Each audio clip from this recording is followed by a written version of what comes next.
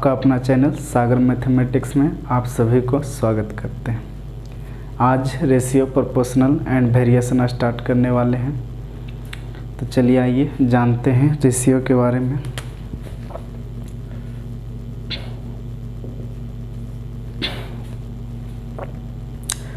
Ratio क्या होता है, रेशियो से संबंधित कुछ टर्म के बारे में जानेंगे। तो ज़रा गौर से देखिएगा, अगर हम लिखें A/B बराबर 2/3 रेशियो के बारे में, तब पहला बात जानेंगे कि पावर सेम होना चाहिए। पावर क्या होना चाहिए? पावर सेम होना चाहिए। अगर पावर सेम है तो वो रेशियो के रूप में है। दूसरा बात जानेंगे कि अगर मेरा कोई इक्वेशन अगर जीरो के बराबर हो जाए, अगर मेरा कोई इक्वेशन जीरो के बराबर हो जाए तो 90% चांस बनता है, 90% चांस बनता है कि वो सवाल रेशियो से हो जाएगी। तीसरा नंबर जानते हैं कि रेशियो होने के लिए नंबर ऑफ इक्वेशन जो होता है, नंबर ऑफ इक्वेशन जो होगा वो जितना भी वेरिएबल टर्म होगा, वेरिएबल से एक कम होगा। ये बहुत काम का चीज़ है। कैट में इस पर सवाल आया है कि नंबर ऑफ इक्वेशन जो होगा वो वेरिएबल से क्या होगा, एक कम होगा। जैसे हम रेशियो की बात करें तो यहाँ से देखिएगा A/B बराबर 2/3 है। अगर हम पावर की बात करें तो इसका कुछ नहीं तब पावर 1 होगा, इसका कुछ नहीं तब पावर 1 होगा, इसका भी कुछ नहीं तब पावर 1, इसका भी पावर क्या होगा, आपका 1 होगा। तो ध्यान से देखिएगा, रेशियो होने के लिए सबसे पहले बात है कि दोनों का पावर क्या होना चाहिए, सेम होना चाहिए। तो हम बोले कि A/B आपका 2/3 है, इसका मतलब ये रेशियो के रूप में है क्योंकि इसका पावर क्या है, सेम है। दूसरा बात ये कि अगर कोई इक्वेशन जीरो के बराबर हो जाए तो 90% केस बनता है कि रेशियो से सॉल्यूशन हो जाएगा। जैसे अगर हम बात करें ये 3 को इधर ले आएंगे तो मेरा क्या हो जाएगा, 3A बराबर B को उधर ले जाएंगे तो मेरा क्या हो जाएगा, 2B। अगर इसको 2B के इधर लाए तो क्या होगा, 3A माइनस 2B बराबर 0। ये मेरा इक्वेशन कंप्लीट कर रहा है। तो यही हम बात बोले कि इक्वेशन अगर जीरो के बराबर हो तो 90% चांस होता है कि रेशियो का सवाल है। तो यहाँ देखिएगा, मेरा इक्वेशन जो है जीरो के बराबर है तो 90% हम चांस बोले कि रेशियो का सवाल रेशियो से बनाया जा सकता है। नंबर ऑफ इक्वेशन जो होगा वो वेरिएबल से एक कम होगा। ध्यान से देखिएगा, यहाँ नंबर ऑफ इक्वेशन जो है मेरा एक ही को इक्वेशन बना, इससे जो हम इक्वेशन बनाए हैं वो एक इक्वेशन बना है। हम बोले कि नंबर ऑफ इक्वेशन, तो नंबर ऑफ इक्वेशन एगो है, तो नंबर ऑफ इक्वेशन जो होना चाहिए, जितना भी वेरिएबल होना चाहिए उससे एक कम होना चाहिए। तो यहाँ तो एक ही इक्वेशन बना है। बताइएगा वेरिएबल कितना है, 2 है, एक A वेरिएबल है और एक B वेरिएबल, तो 2 वेरिएबल है। तो नंबर ऑफ इक्वेशन कितना बना है, 1 बना है। बताइएगा वेरिएबल मेरा कितना है, 2 है, और माइनस कितना 1, यानी 1 बराबर 1। यानी कहिए ना, यही चाह रहे हैं कि नंबर जितना भी इक्वेशन बनेगा, इक्वेशन जो बनना चाहिए वो वेरिएबल से एक कम बनना चाहिए। तो हम समझेंगे कि क्या है, रेशियो है। चलिए आगे बढ़ते हैं। जैसे कुछ बात को जानते हैं कि suppose A/2B 3B plus C बराबर 1/7। एक और इक्वेशन देते हैं A प्लस B/C बराबर 3/7। तो बताइएगा क्या ये रेशियो है? तो हम बोलेंगे जी ये रेशियो है।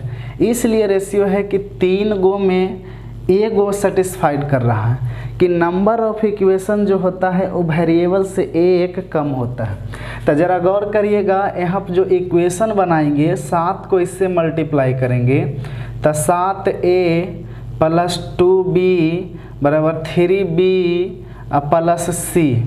हम बोले कि B को अगर इधर ले आए तो 7a माइनस बी माइनस सी बराबर 0।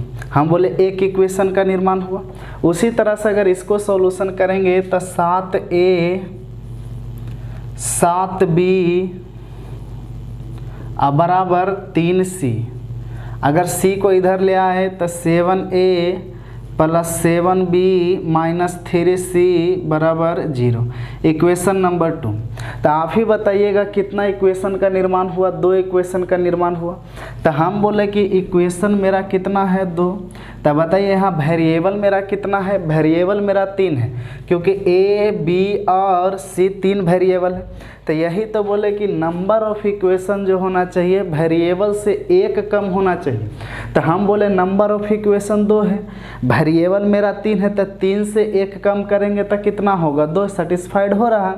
तो देखिएगा वेरिएबल मेरा 3 है -1 यानी 2 बराबर 2। तो ये मेरा 3 नंबर सेटिस्फाइड हुआ है। इस कारण कह सकते हैं ये रेशियो है। इसको रेशियो से हम सॉल्यूशन सवाल को कर सकते हैं। अगर हम इसी में अगर हम बात बोले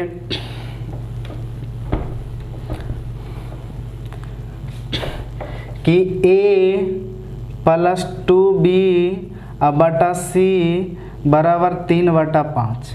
अगर हम बात बोले a बटा 2b बटा a प्लस 2b बटा c बराबर 3/5, क्या बताइए ये रेशियो है? तो ई रेशियो नहीं है, नॉट रेशियो। ई आपका रेशियो नहीं है। क्यों रेशियो नहीं है? क्योंकि ध्यान से सुनिएगा, पावर तो सेम है, पावर तो सेम है, लेकिन ध्यान से ज़रा गौर फरमाइएगा सरकार कि नंबर ऑफ इक्वेशन जो होना चाहिए वेरिएबल से 1 कम होना चाहिए। तो बताइएगा यहाँ इक्वेशन जो बनाएंगे 5 इधर जाएगा 80 इधर जाएगा, मल्टीप्लाई होगा, एक दूसरे को एक तरफ करेंगे तो एक ही इक्वेशन का निर्माण होगा। तो नंबर ऑफ इक्वेशन 1 होगा। लेकिन ध्यान से देखिएगा, जैसे अगर इसको कैलकुलेट करें तो 5 इधर जाएगा तो 5a प्लस 5 दूनी 10b बराबर 3c। अगर c को इधर ले आएंगे तब 5a plus 10b minus 3c बराबर 0। हम बोले एक इक्वेशन हुआ। तो ध्यान से देखिएगा नंबर ऑफ इक्वेशन मेरा कितना है? 1। ज़रा ध्यान से देखिएगा वेरिएबल कितना है? 1 2 और 3। तो वेरिएबल मेरा 3 - 1 यानी 1 नॉट इक्वल टू मेरा क्या हुआ? 2। तो इसी वजह से बोल सकते हैं कि ये मेरा रेशियो नहीं है। उम्मीद करते हैं कि रेशियो समझ पाए होंगे। अगर नहीं समझ पाए तो देखिएगा रेशियो को एक तरीक़ा से और डिफाइन किया जा सकता है। ज़रा स्क्रीनशॉट लेना चाहते हैं तो ले लीजिए, मिटाते हैं।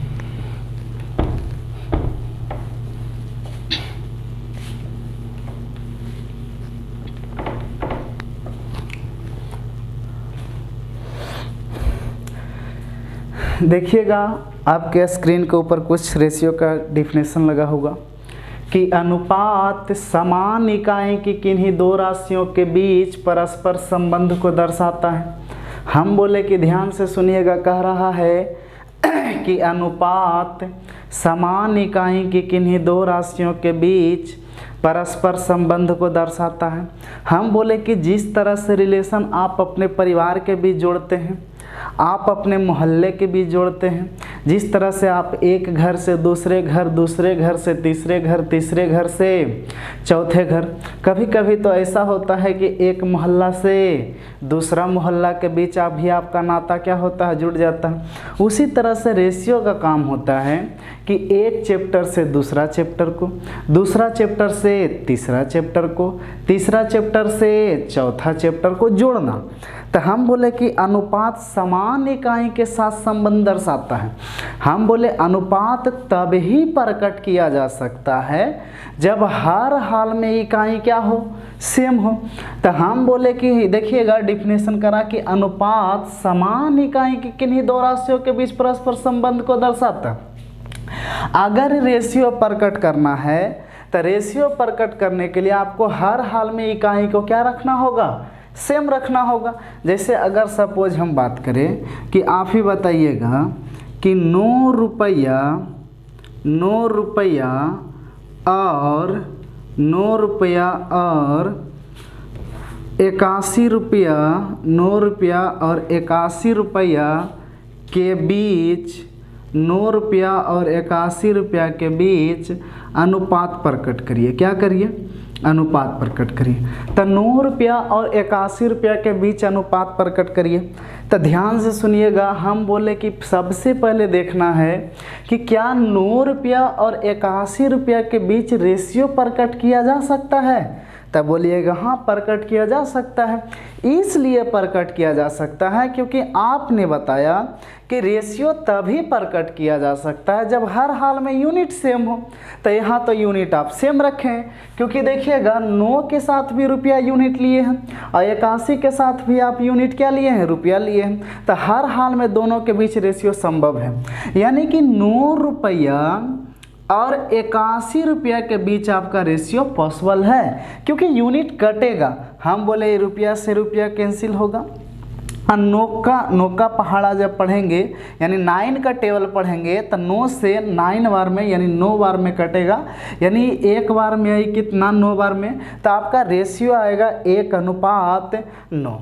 हम बोले कि रेशियो तभी प्रकट किया जा सकता है जब हर हाल में यूनिट वैल्यू क्या होना चाहिए? सेम होना चाहिए।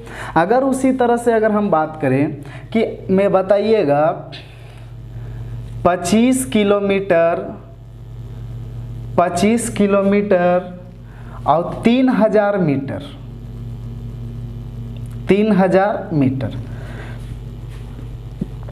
25 किलोमीटर और 3000 मीटर के बीच बताइए कि अनुपात प्रकट करिए कि 25 किलोमीटर और 3000 मीटर के बीच अनुपात क्या होगा।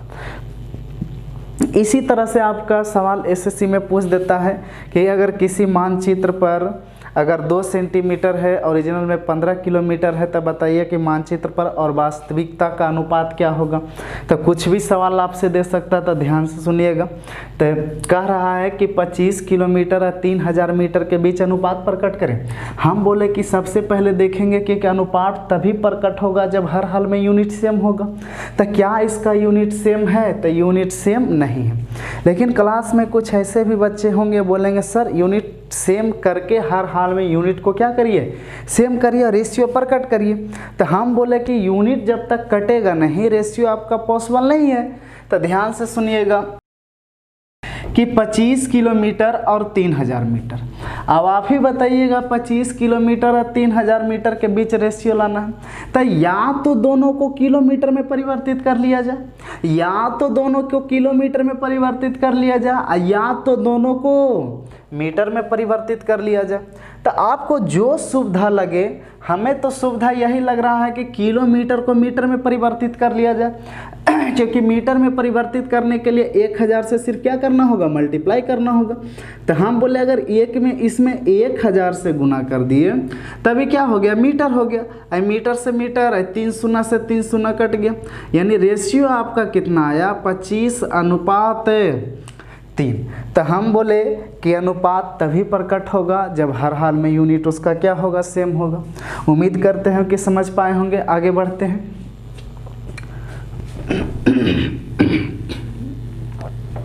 जरा ध्यान से सुनिएगा, आगे लाइन लिखा गया है कि और यह संबंध यह दर्शाता है कि पहली राशि दूसरी राशि का कितना गुना है अथवा कौन सा भाग है। हम बोले कि यहाँ पर ये लिखा गया और यह संबंध यह दर्शाता है कि पहली राशि दूसरा का कितना गुना है अथवा कौन सा भाग है। हम बोले कि देखिएगा ये जो रिलेशन बता रहा है, ये रिलेशन यही बताना चाह रहा है कि ये जो 81 रुपया जो है ना, ये 81 रुपया जो है ना, ये 9 रुपया का कै गुना है? 9 गुना है। कै गुना है? 9 गुना है। ये 81 रुपया जो है ना, ये 81 रुपया जो है ना, वो 9 रुपया का कै गुना है? 9 गुना है। तो हम यहाँ तो यही बता रहा है कितना गुना अथवा कौन से भाग को दर्शाता है। तो हम बोले यही जो रिलेशन है अनुपात का, ये रिलेशन या तो गुना को दर्शाएगा या तो भाग को दर्शाएगा। तो हम बोले कि बोल सकते हैं जो 81 रुपया है वो 9 रुपया का कै गुना है? 9 गुना है। अगर इतना पर भी नहीं समझ में आया तो क्या ये रेशियो को ऐसे लिख सकते हैं 1/9? कोई दिक्कत नहीं। तो अगर ऐसे नहीं समझे तो उनको ऐसे समझा सकते हैं कि 9 रुपया जो है ना, ये 9 रुपया जो है ये 81 रुपया के 1/9 भाग है। हम बोले कि अगर हम ऐसे नहीं समझे कि 81 रुपया 9 रुपया का क्या गुना है, 9 गुना है, तो उनको इस तरह से समझाइए कि जो 9 रुपया है ना वो 81 रुपया का 1/9 भाग है। तो ध्यान से देखिएगा, उम्मीद करते हैं डिफिनेशन समझ में आया होगा कि सबसे पहला बात बोला कि अनुपात जब भी होगा सेम यूनिट के साथ होगा। आगे, और जो रिलेशन दोनों के बीच बैठेगा या तो गुना को दर्शाएगा या तो भाग को दर्शाएगा। तो यही बात डेफिनेशन आपका कहना चाह रहा था कि कितना गुना अथवा कौन सा भाग। तो उम्मीद करते हैं कि समझ पाए होंगे। तो चलते हैं नेक्स्ट पॉइंट की ओर। तो ज़रा ध्यान से देखेंगे कि कुछ ऐसे बातों को बताएंगे जो पहले से आप जानते ही होंगे, क्योंकि बड़े बड़े सवाल में रेशियो का कुछ उसमें लैंग्वेज ऐसा आ जाता है जो कि समझने में कठिनाई होती है। उन लैंग्वेज को चर्चा कर लेते हैं पहले ही। तो ध्यान से देखिएगा, कुछ महत्वपूर्ण बात हैं जिसमें पहला बात आपके सामने ये आता है। पहला बात ये आता है कि A/B को A अनुपात B के अनुपात में प्रकट किया जाता है। तो ये बात पहले से ही जानते हैं कि A/B को A अनुपात B के रूप में भी प्रकट किया जाता है। तो पहला बात आपका यह है, तो कोई ऐसा बात नहीं है जो आप नहीं जानते। आगे, अगर दूसरा पॉइंट की अगर हम बात करें, पॉइंट नंबर 2 की अगर हम बात करें तो ध्यान से ज़रा सुनिएगा। दूसरा पॉइंट कर रहा है कि यदि A अनुपात B अनुपात C में, यदि A अनुपात B अनुपात C में, यदि A अनुपात B अनुपात C में प्रथम पद को अगर AX मान लिया जाए तो द्वितीय को तथा तृतीय को क्रमशः BX तथा CX मान लेना होगा। हम बोले कि अगर सपोज आप इसको AX मानते हैं, अगर आप इसको AX मानते हैं तो आप B को BX मानना होगा और इसको क्या मानना होगा, CX मानना होगा। हम बोले आखिर क्यों मानना होगा, ज़रा गौर से सुनिएगा। तो ध्यान से देखिएगा कि A अनुपात B अनुपात C में प्रथम पद को अगर A/B लेंगे तो इसको B/B और इसको C/B लेना होगा। अगर इसको AX लेते हैं तो इसको BX और इसको CX लेना होगा। ऐसा क्यों होता है, ज़रा ध्यान से सुनिए। ये रेशियो के रूप में दिया गया है ना, A अनुपात B अनुपात C, ये रेशियो के टर्म में दिया गया है ना। तो ज़रा गौर से सोचिए कि आखिर जो ये रेशियो आया, आखिर क्या कारण रहा होगा कि रेशियो में आया है। तो हम डिफिनेशन यही बताए कि रेशियो तो तभी प्रकट होता है जब उसका यूनिट क्या होता है, सेम होता है। तो अगर ये रेशियो के रूप में है तो पिछले समय में कभी ना कभी इसका यूनिट क्या रहा होगा, सेम रहा होगा। हम बोले कि अगर अभी A अनुपात B अनुपात C है तो इससे पिछले समय में कभी ना कभी इन तीनों का यूनिट क्या रहा होगा, सेम रहा होगा। और वही यूनिट कटा है तब प्रेजेंट टाइम में ये किस स्टेज में है, रेशियो में है। जैसे तरह से 9 क्लास में आपका पढ़ना होगा हेरोन का फार्मूला, वहाँ पर लिखते थे कि किसी त्रिभुज की भुजाएं 2:3:4 है जिनकी परिमिति फलना है सेंटीमीटर है। तब बताइए कि इस त्रिभुज का क्षेत्रफल क्या होगा।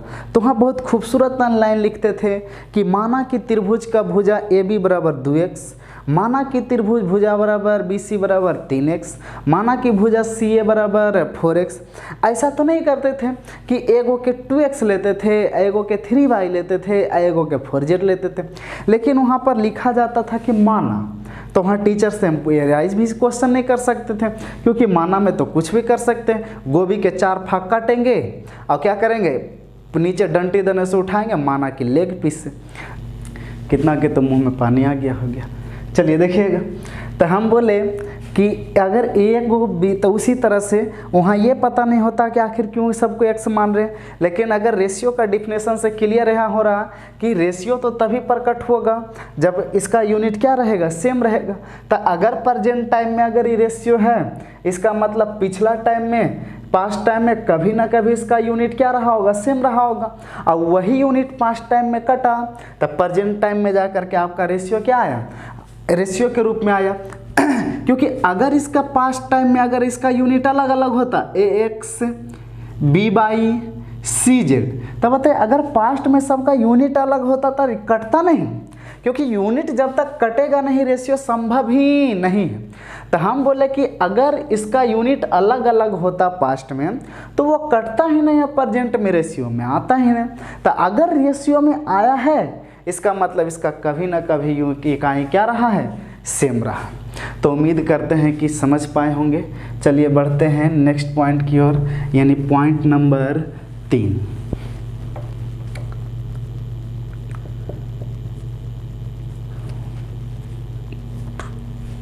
पॉइंट नंबर 3, अभी रात के 2 बज रहे हैं, सारी दुनिया सो रहे हैं, लेकिन हम आपके पीछे लगे हुए। पॉइंट नंबर 3 कह रहा है कि दिए गए राशियों के मध्य अनुपात प्रकट करते समय, दिए गए राशियों के मध्य अनुपात प्रकट करते समय यह ध्यान रखेंगे। किस बात का ध्यान रखना है, तो हम बोले दिए गए राशियों के मध्य अनुपात प्रकट करते समय यह ध्यान रखेंगे कि जिस राशि में का अथवा से, बहुत इम्पोर्टेंट है, वेरी वेरी इम्पोर्टेंट, नहीं VVIP, वेटनर इंडियन पोएट के पास।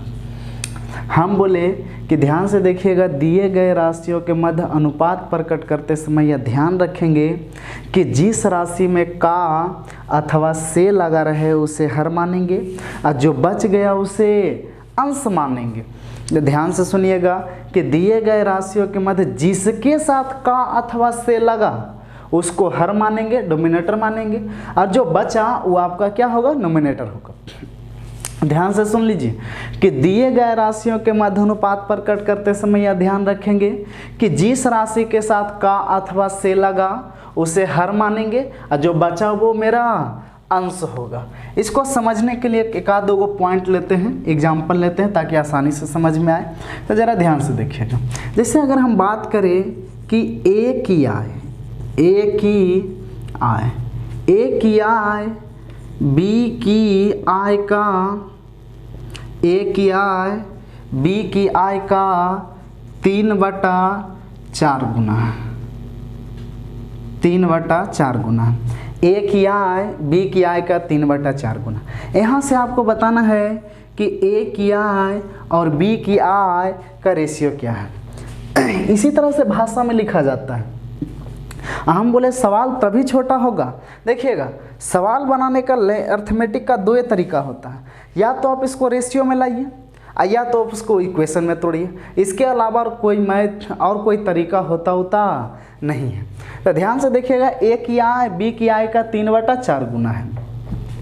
हम बोले यहाँ से ए की आय या बी की आय का रेशियो लाना है। तो हम बोले कि दिए गए राशि के मध्य अनुपात प्रकट करते समय यह ध्यान रखना है कि जिसके साथ का लगा वो हर, अब बचा जो अंश। तो बताइएगा आखिरी जो का लगा वो ए की आय के साथ लगा या बी की आय के साथ लगा। तो ध्यान से पढ़िएगा, कह रहा ए की आय बी की आय का, ए की आय बी की आय का। तब बताइएगा का लगा किसके साथ, बी के साथ। तब बताइए जिसके साथ का लगा उसे क्या मानेंगे, हर मानेंगे। अब बचेगा वो क्या होगा, अंश होगा। तो का लगा बी के आय के साथ, तो बी को मेरा कितना हुआ 4। तब बताइए एक कितना होगा 3, यानी रेशियो होगा 3:4। उम्मीद करते हैं समझ पाए होंगे।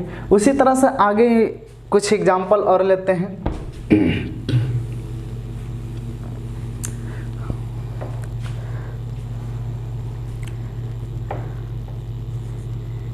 पी की आयु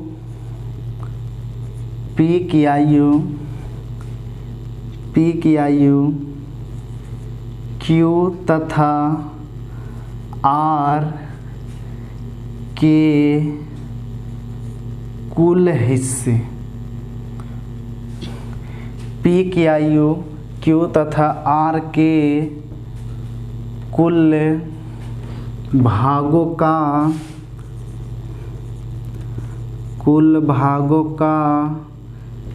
11/19 भाग है। तो यहाँ से आपको बताना है कि P अनुपात Q प्लस R का रेशियो क्या होगा। तो ज़रा ध्यान से सुनिएगा कि हम बोले यहाँ से रेशियो आपका दिया गया लैंग्वेज है, यहाँ से आपको रेशियो के रूप में लाना है।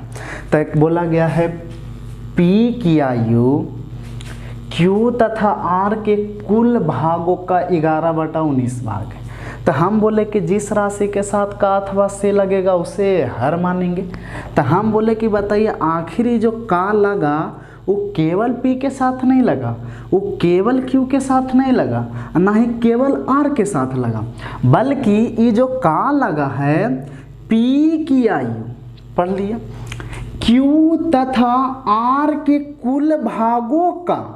तो हम बोले ये का जो लगा आपको पता होगा कि तथा कंजक्शन है, कंजक्शन का काम होता है कि दो सेंटेंस को जोड़ देना।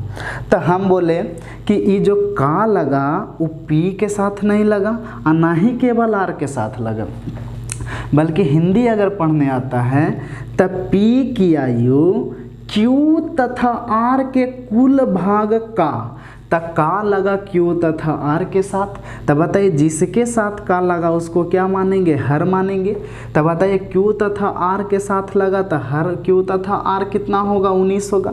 आई जो बाकी बचा वो किसके लिए, P के लिए। तब बताइए P कितना होगा, 11/19। अगर यहाँ से आप सोच रहे हैं कि डायरेक्ट हम P R का या तो P Q का रेशियो ला दे तो संभव ही नहीं है। आगे बढ़ते हैं।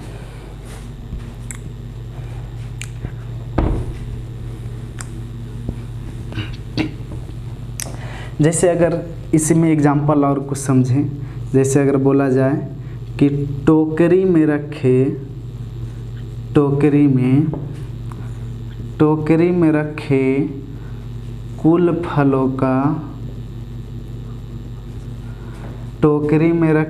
कुल फलों का 8/15 भाग खराब है। अगर ऐसा कुछ स्टेटमेंट लिखा जाए कि टोकरी में रखे कुल फलों का 3/8 भाग खराब है। अगर यहाँ से पूछा जाए कि बताइए अच्छा फल और खराब फल के बीच, अच्छा फल और खराब फल के बीच रेशियो क्या होगा। तो टोकरी में रखे कुल फलों का, तब बताइए आखिरी जो का लगा वो किसके साथ लगा। तो टोकरी में रखे कुल फलों का, तो का लगा कुल फलों के साथ। तो जिसके साथ का अथवा से लगेगा उसे हर मानेंगे। तब बताइएगा कुल फल कितना होगा, कुल फल 8 होगा। बताइएगा ये बचा कुचा जो 8 ऊपर, नहीं सॉरी, कुल फल 15 होगा। बताइएगा ये 8 जो बचा वो किसके लिए आएगा, खराब के लिए आएगा। तब बताइए कुल फल 15 जिसमें बताइएगा खराब कितना है 8। अगर 15 kg में सपोज 8 kg आपका खराब है तो टोटल में से खराब पार्ट को अगर घटा लिया जाए तो अच्छा फल आपका आ जाएगा। यानी 8 7 15 कुल मिला के आ गया, यानी 7 अनुपात कितना होगा, 8 होगा। उम्मीद करते हैं कि समझ पाए होंगे। आगे बढ़ते हैं। पॉइंट नंबर 4,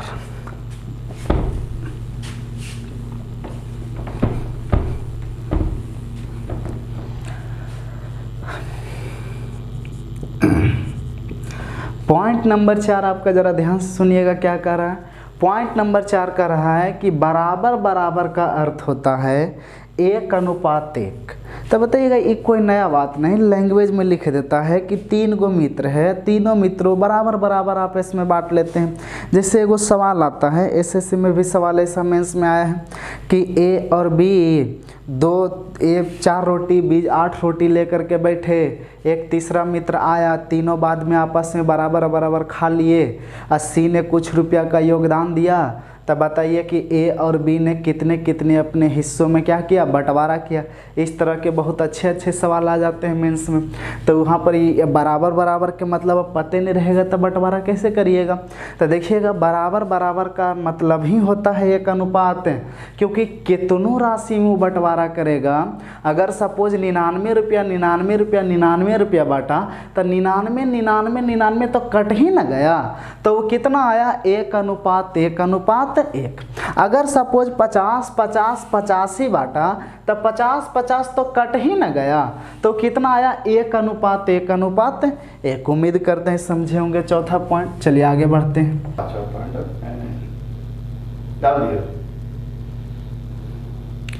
चलिए तो आगे बढ़ते हैं नेक्स्ट पॉइंट, यानी पॉइंट नंबर कितना, 5 नंबर पॉइंट में देखिएगा कह रहा है कि जब कभी अनुपात भिन्न के रूप में आ जाए, जब कभी अनुपात भिन्न के रूप में आ जाए तो हरों का एलसीएम से प्रत्येक पद में गुना कर लेंगे।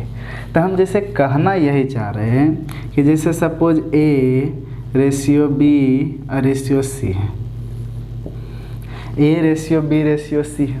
तो जैसे अगर रेशियो भिन्न के रूप में आए तो हरों का एलसीएम से प्रत्येक पद में गुना करिए। जैसे अगर सपोज लिखा गया है 2/3, 3/4 और 4/5, तो आप ही बताइएगा इसे जोड़ना ज़्यादा आसान है कि 4, 15 और 16 इसे जोड़ना ज़्यादा आसान है।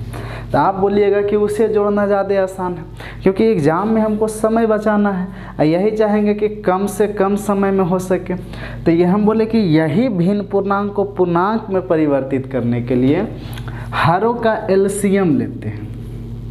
हरों का एलसीएम अनुपात के प्रत्येक पद में नहीं, हम बोले जब कभी भी अनुपात भिन्न के रूप में आए तो हरों का एलसीएम से प्रत्येक पद में गुना करते हैं।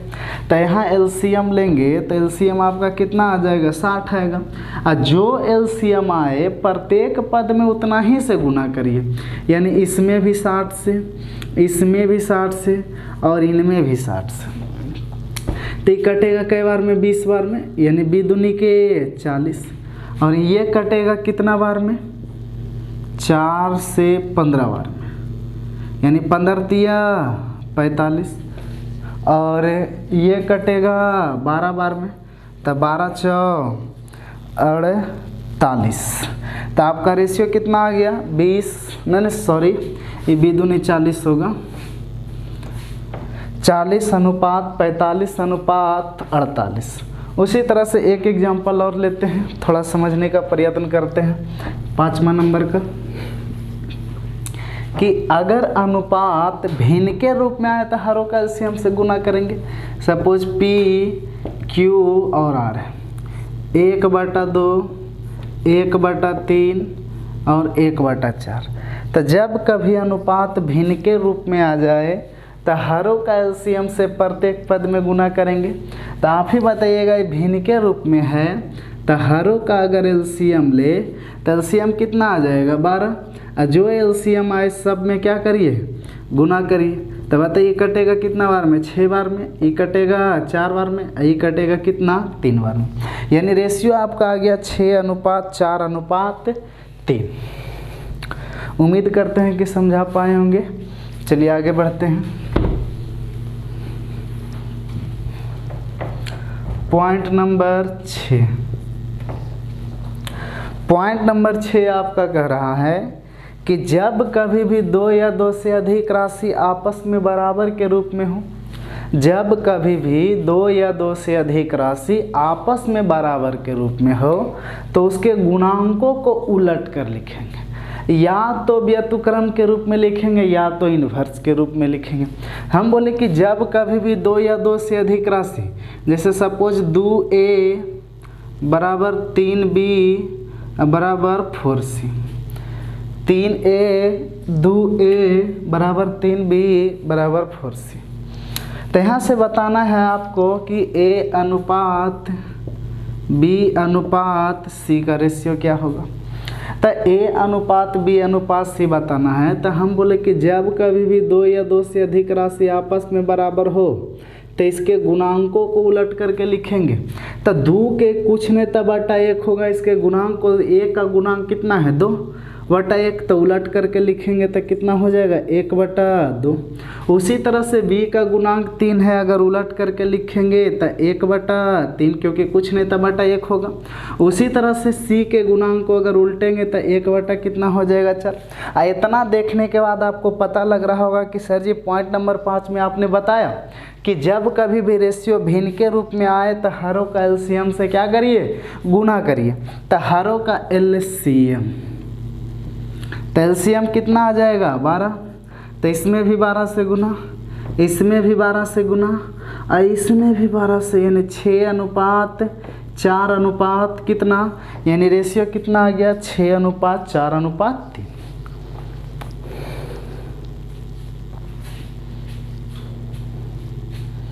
एक एग्जाम्पल और देते हैं।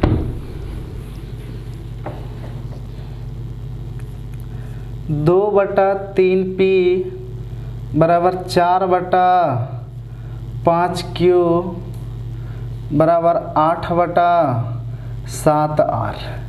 यहाँ से आपको बताना है कि P अनुपात Q और अनुपात R का रेशियो क्या होगा। तो हम बोले कि जब कभी भी 2 या 2 से अधिक राशि आपस में बराबर के रूप में हो तो उसके गुणांकों को उलट करके लिखेंगे, व्युत्क्रम के रूप में लिखेंगे, इन्वर्स के रूप में लिखेंगे। तो बताइएगा P का गुणांक कितना है 2/3, तो उल्टेंगे तो कितना हो जाएगा 3/2। उसी तरह से Q का गुणांक कितना है 4/5, तो उल्टेंगे तो कितना हो जाएगा 5/4। R का गुणांक 8/7, तो उल्टेंगे तो कितना हो जाएगा 7/8।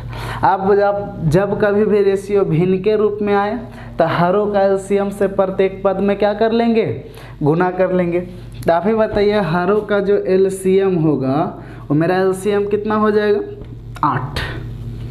तो इसमें भी 8 से, इसमें भी 8 से और इसमें भी 8 से कटेगा। 4 बार में 4 तिया 12, कटेगा 2 बार में यानी 10। आई अल्लाह को प्यारे यानी कितना 7, यानी 12/10/3। उम्मीद करते हैं कि समझ पाए होंगे। चलिए आगे बढ़ते हैं। तो पॉइंट नंबर 7, पॉइंट नंबर 7 में कह रहा है कि अनुपात के प्रत्येक पद में अशून्य, अनुपात के प्रत्येक पद में अशून्य। अशून्य कहने का मतलब हुआ शून्य के अलावा, यानी शून्य के छोड़कर। तो हम बोले अनुपात के प्रत्येक पद में अशून्य से गुना कर सकते हैं। जैसे सपोज मैथ बनाने के कभी क्रम में ऐसा भी घटना घटा होगा A, B और C है, यानी 2/3 और अनुपात कितना है 4 है। तो मैथ बनाने के क्रम में कभी ऐसा घटना घटा, मैथ बना लिए, बनाने के बाद आंसर के पेज को उल्टे तो उलटने पर निराशा मिली, मतलब उत्तर नहीं मिल पाया। मन में निराशा लेकर के बैठते हुए सोचते हुए क्वेश्चन को सोचा कि काश A2 दिया गया, लेकिन काश अगर A4 होता तब मेरा उत्तर मिल गया होता।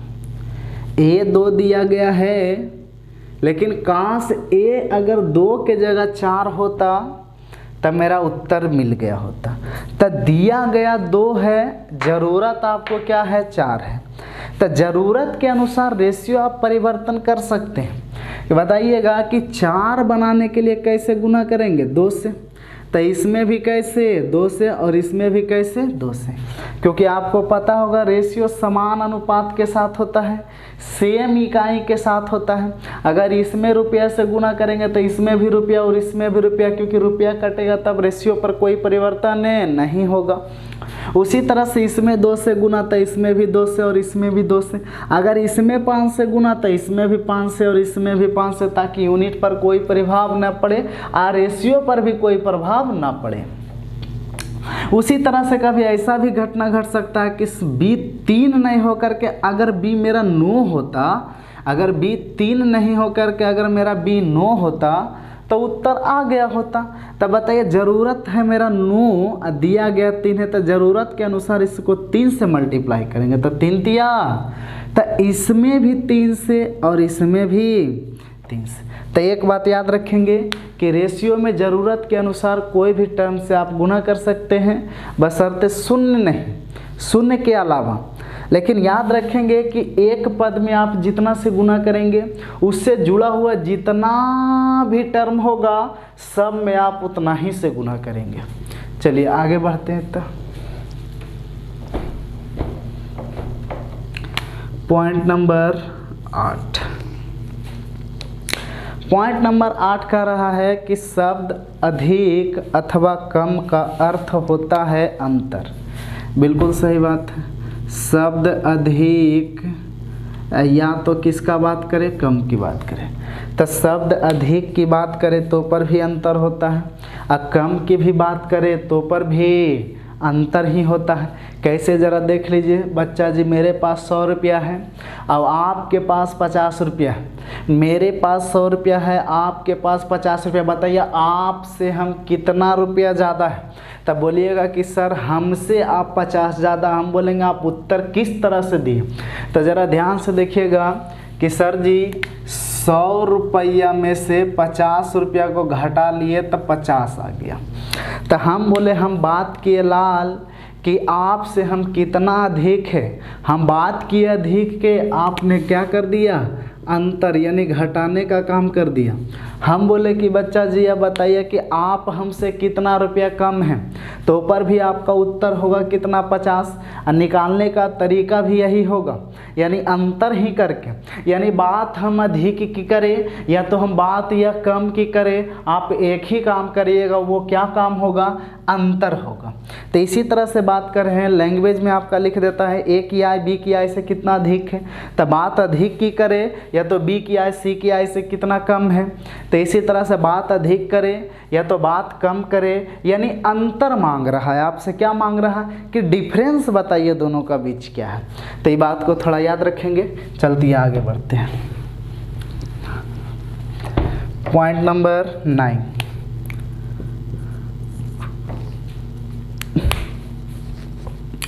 पॉइंट नंबर 9 कहता है कि किराए संबंधित प्रश्नों को हल करते समय, किराए संबंधित प्रश्नों को हल करते समय यह ध्यान रखेंगे कि किराया उसी अनुपात में देय होता है जिस अनुपात में वस्तु का उपयोग किया जाता है।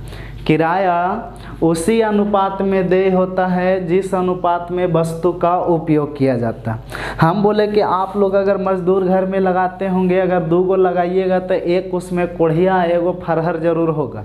कोढ़िया होगा जो बाते बात पर 2 बार रगड़ेगा, 4 बार रगड़ेगा, मालिक जी आ रहे हैं। एगो बेचारा लगल है तो लगल है। लेकिन शाम में अगर आप मजदूरी देते हैं तो ऐसा नहीं होता है कि एक का आप 350, एक का 300 देते हैं। उससे होता क्या है कि आप दोनों को सेम मजदूरी देते हैं और सेम मजदूरी देने के बावजूद आपका होता है कि फरहर का भी सोचने लगता है कि जो 10 ईंटा कम लगाया उतने हमरो उतने, तो हम कल से 2 बार आ जाएंगे, 2 बार लगड़ेंगे हम भी कि नहीं। तो हम बोले कि लेकिन मैथ ऐसा नहीं कहता है। मैथ कहता है कि जैसे जो वस्तु का उपयोग करता है ना उसको किराया वैसे ही दीजिए। सपोज आज से 6-7 साल 8 साल पहले की बात करें, 9 साल 10 साल पहले की बात करें, तो टीवी और सीडी आपका क्या चीज़ पर लगता था, किराया पर लगता था। तो इसमें फिक्स रखा जाता था कि बताइएगा 24 घंटों के लिए, 24 घंटों के लिए कै रुपया दिया जाएगा, 20 रुपया लिया जाएगा। 24 घंटों के लिए 20 रुपया लिया जाएगा। सपोज अगर मामा जी आ गए, मामी जी आ गए, तो ऐसा भी होता था कि चलो एक दिन और रख लिया जाए, तो 24 घंटा और रख लिए तो टोटल कितना हो गया 48 घंटा। तो हम बोले 48 घंटा का क्या क्या किराया वही लेगा? नहीं, बल्कि अब किराया और बढ़ जाता था, यानी कि एक दिन के और यानी कि 20 दूनी के 40। तो हम कहना यही चाह रहे हैं कि समय का उपयोग, मतलब उपयोग जिस रेशियो में बढ़ा, रुपया भी आपका वही रेशियो में क्या हो गया, बढ़ गया, ई डबल था ई भी डबल। तो वही कहना चाहते हैं कि किराया उसी अनुपात में देय होता है जिस अनुपात में वस्तु का उपयोग होता है। जैसे जैसे वस्तु का उपयोग होगा उसी तरह से किराया का बंटवारा भी होगा। सपोज अगर 3 गो कोई व्यक्ति है, ए, बी और सी, ये वस्तु का उपयोग करता है 3 घंटा, ये करता है 4 घंटा और ये करता है 5 घंटा। तो हम बोले कि अगर इसको किराया देने की बात आएगा कि किराया किस रेशियो में बटेगा, तो ज़रा ध्यान से देखिएगा। हम बोले कि जो जैसे उपयोग किया उसका किराया उसी देगा। आवर आवर आवर कटेगा तो बचेगा 3, 4 एंड 5। हम बोले कि जो ज़्यादा उपयोग किया किराया भी ज़्यादा देगा और जो कम उपयोग किराया किया वो किराया भी कम देगा। तो हम यही कहना चाह रहे हैं कि किराया उसी अनुपात में देय होता है जिस अनुपात में वस्तु का उपयोग किया जाता है। उम्मीद करते हैं समझ पाए होंगे। चलिए आगे बढ़ते हैं। पॉइंट नंबर 10, आखिरी या सबसे खतरनाक, इसी पर पूरा बोले तो अर्थमेटिक टिका हुआ है। अनुपात संबंधित प्रश्नों को हल करते समय यह ध्यान रखेंगे कि प्रश्न में कोई ना कोई निश्चित राशि अवश्य दी होगी। हम बोले प्रश्न में कोई ना कोई निश्चित राशि अवश्य दी होगी, निश्चित राशि अवश्य दी होगी। और उस निश्चित राशि का तुलना अनुपात के उसी राशि से करेंगे और जिसके बारे में पूछे उसे क्या कर लेंगे, गुना कर लेंगे। यानी हम कहना यही चाह रहे हैं कि अनुपात संबंधित प्रश्नों को हल करते समय यह ध्यान रखेंगे कि प्रश्न में कोई ना कोई निश्चित राशि अवश्य दी होगा और उस निश्चित राशि का तुलना अनुपात के उसी राशि से करेंगे, जो पूछेगा उसको गुना करेंगे। निश्चित राशि पता कैसे चलेगा, तो हर एक निश्चित राशि में कुछ ना कुछ क्या होता है, यूनिट होता है, उसका इकाई होता है। अगर जैसे a है तो a का तुलना a से करेंगे, ab है तो ab का तुलना अनुपात के वही ab से करेंगे। अगर निश्चित राशि में टोटल है तो रेशियो में क्या होना चाहिए, टोटल होना चाहिए। अगर AB का अंतर है ओरिजिनल में तो रेशियो में AB का, रेशियो में निश्चित राशि में अगर AB का अंतर है तो रेशियो में AB का अंतर चाहिए। अगर ये लाभ है निश्चित राशि में तो रेशियो में भी हमको लाभ चाहिए, यानी लाभ का जो निश्चित राशि रहे आपका तुलना उसी से करना होगा। यानी अगर टोटल है तो टोटल का तुलना टोटल से, अगर क्रयमूल है तो क्रयमूल का तुलना क्रयमूल से, अगर विक्रयमूल है तो विक्रयमूल का तुलना विक्रयमूल से। अगर 2 साल का साधारण ब्याज है तो तुलना 2 साल के साधारण ब्याज से करेंगे। अगर चक्रवृद्धि ब्याज है तो तुलना चक्रवृद्धि ब्याज से करेंगे। अगर साधारण ब्याज और चक्रवृद्धि ब्याज के अंतर है तो तुलना साधारण ब्याज और चक्रवृद्धि ब्याज के अंतर से करेंगे। अगर मिश्रधन है तो तुलना मिश्रधन से करेंगे। लाभ हानि का अगर अंतर है निश्चित राशि तो तुलना भी लाभ हानि के अंतर होगा। यानी कहना यही चाह रहे हैं कि अगर रामलाल है तो तुलना राम ही लाल से होगा और गुना उसी को करेंगे जो प्रश्न में क्या कर रहा है, पूछ रहा है। अभी पॉइंट को समझने के लिए क्वेश्चन लगाना होगा। तो 10 पॉइंट पर आज पूरा चर्चा हो गया। तो मिलते हैं नेक्स्ट एपिसोड में आपका क्वेश्चन को लेकर के। आपका जो क्वेश्चन वीडियो आएगा वो ब्लॉक बाय ब्लॉक आएगा। जैसे सेक्शन ए में कितना ब्लॉक है, हर एक ब्लॉक का वीडियो अलग अलग होगा ताकि छोटा भी रहे और देखने में भी आसानी हो। कहीं पर भी बैठे हैं तो तुरंत देख लिए। और कोशिश करेंगे कि आपका एक दिन में 3 वीडियो आए, एक अर्थमेटिक का, एक नंबर सिस्टम का और एक एडवांस का। आपका रेलवे का NTPC के लिए बैच प्रीवियस सवाल लेकर के आएंगे और वो जो होगा ओनली फुल्ली प्रीवियस पेपर होगा, जो टारगेट बैच होगा मैथ का और रीजनिंग का।